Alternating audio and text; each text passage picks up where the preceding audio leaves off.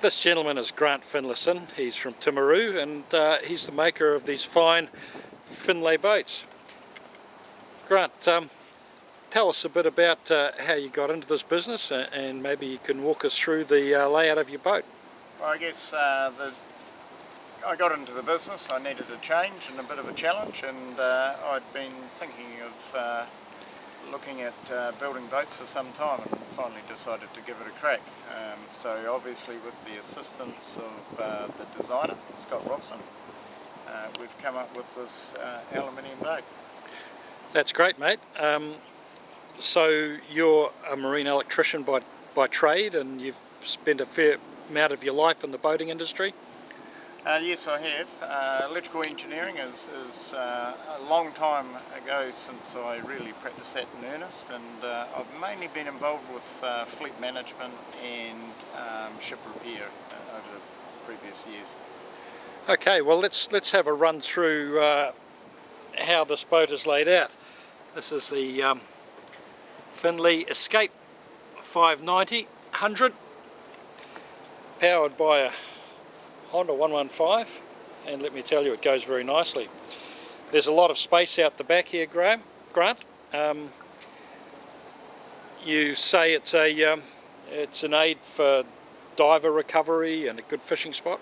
It's just a good wet deck, but because we've taken the transom out to get the buoyancy under the heavier four-stroke engine, then that's just allowed us to have this really usable wet deck. So it is good for recovery of catch, recovery of divers, and it's also good for just sitting out there and fishing from. Excellent. And two transom step-throughs here. That's something I like. Not everyone likes them, and we will do whatever the owner wants, but the step-throughs on both sides gives that vision of the deck extending out beyond the transom station. Okay, and you've got self-draining decks in this hull, although not fitted with scuppers. The actual deck is above the waterline. That's correct, yes. It's probably about 4 inches above the sea level. Okay. Battery locker in the rear hatch there. Yeah, we've got our main battery in the back here. Pretty simple sort of layout, plus with the transfer to the house battery as well. The house battery is down there under the console. Just gives that physical separation which we like. Right. And the seating here, reversible rollback. Rollback, very comfortable. A good height to drive from.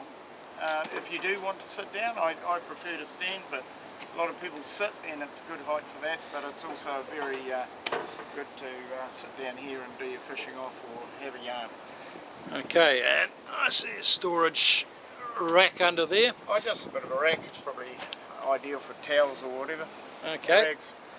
3 levels of storage shelving along the side, and nicely laid out helm station, hydraulic steering. Hydraulic steering, we've got a stereo under here, we've got 12 volt sockets, we've got a couple of those, so these days no one can go without charging their phone and iPods and whatever.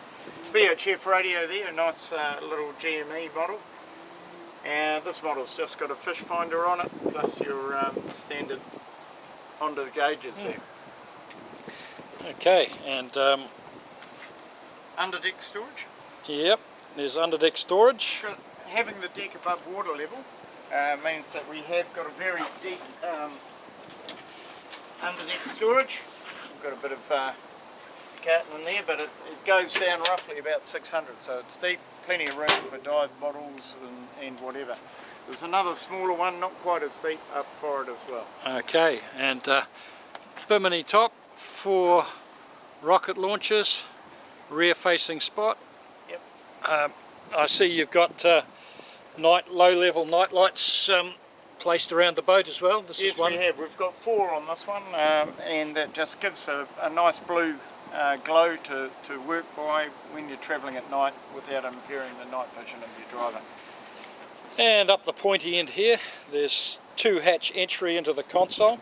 Yeah, we've got more storage here, so there's plenty of room in there to put your bags and purses and Yep. catch boxes, and another equally spacious storage in there. On this particular one, we've just put a chili bin there as an extra seat and just another dimension. And as I say, there's another underfloor storage there. Yep.